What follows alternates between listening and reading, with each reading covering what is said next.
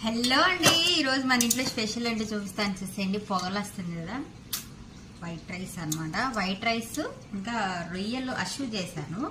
రొయ్యలు అష్యూ చూపిస్తాను. చూసింది పొగలు అంతా పొగలు భయమే. సరే ఎంత ఎమ్మిగా ఉందో. వావ్, రొయ్యల ఫ్రై అనమాట. సూపర్ ఎమ్మిగా ఉంది. ఇప్పుడు దీన్ని ఏం చేస్తానంటే దమ్కి పెడుతున్నాను నేను.